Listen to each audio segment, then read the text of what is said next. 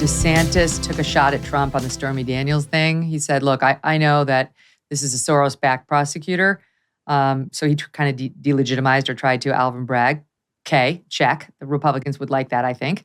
But then went on to say, like, I don't even have any frame of reference to comment on paying off a porn star in advance of an election. Like, I don't know what you're talking about. Like, that's just not something, right, that I could even talk about.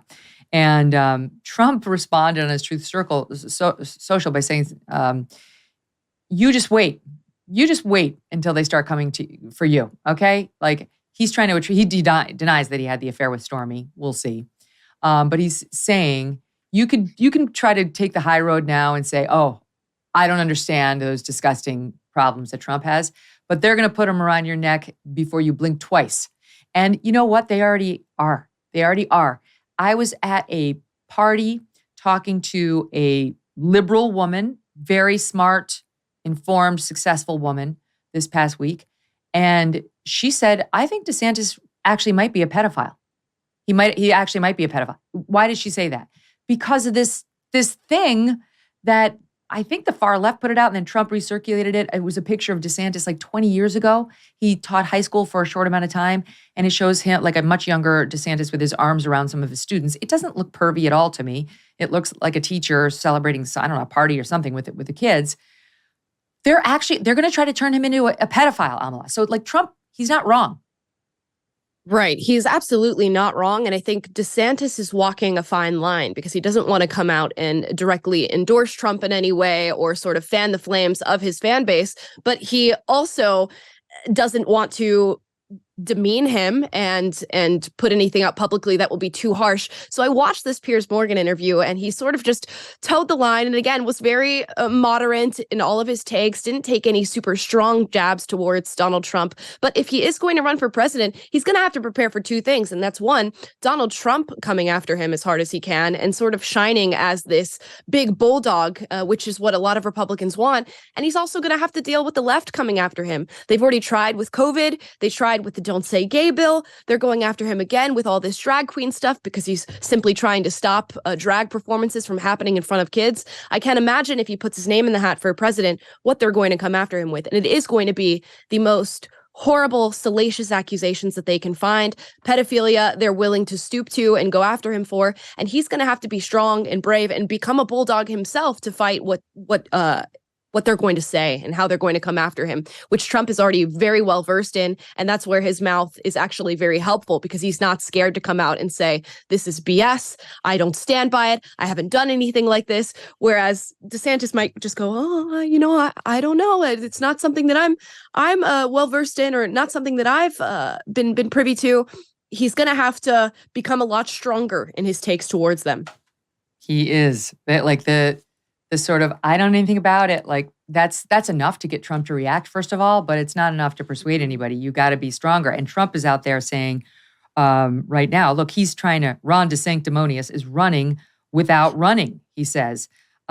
He should take a look at his polls, which are crashing like few people have seen before. That's because he's merely an average Republican governor who has great public relations, far better than deserved. He does have good PR people.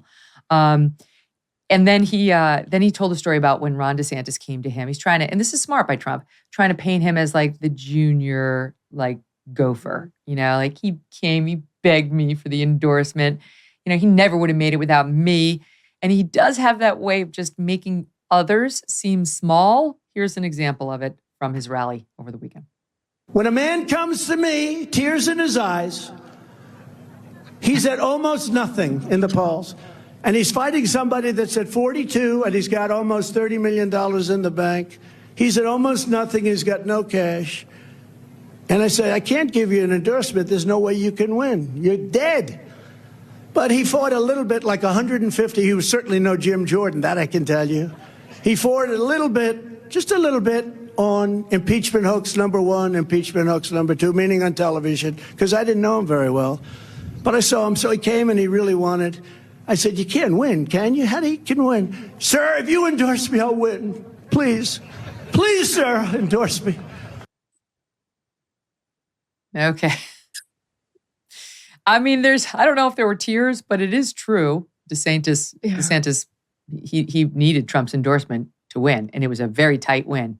And I think even he has said in the past, thanks to Donald Trump, he went over the top. So that's true.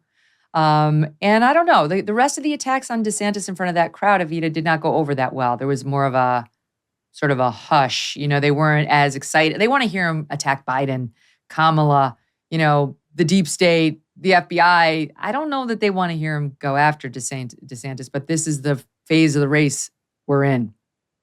I think it's just Trump. I mean, Trump talks about what he wants to talk about. In his rallies, he still mentions the vaccine, and all of his supporters are super against the vaccine. Submitted exemptions and are upset about all the mandates from in Democrat cities. And this is kind of just what he does. He's Trump, and he says what he wants to say. What I think will be interesting is who in politics is going to stick with Trump and join his team, because he said now that if you join DeSantis's team, if DeSantis announces and you join his team, you will not have a place in my administration. It's a warning to all of you. So essentially, he said, you're going to have to pick now and pick wisely who you're going to join. And I think looking at the people who choose him is going to also be an indicator of whether the base and the real movers and shakers in conservative politics think that Trump has a chance here. And I don't think it's good. I don't think it's a good move on Trump's part. I think you want the best people on your team, irrespective of whether they were on DeSantis's campaign. But that's just Trump. He's just going to do what he's going to do. And I think that's also part of the charm. That's why people love him. And whether we're confused or not, they're probably still going to vote for him. Okay. For the first time ever, our friends at Genucel are introducing and offering an amazing deal.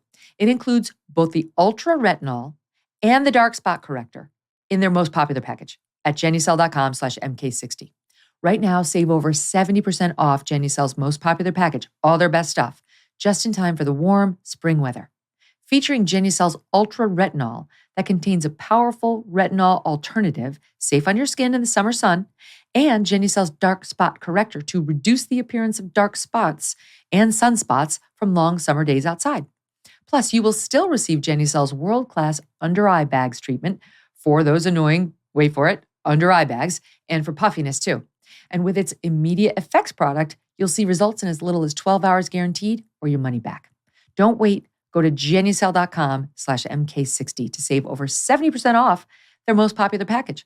Plus, every order includes a luxury gift box with 2 free springtime essentials. Plus, free concierge shipping for a limited time.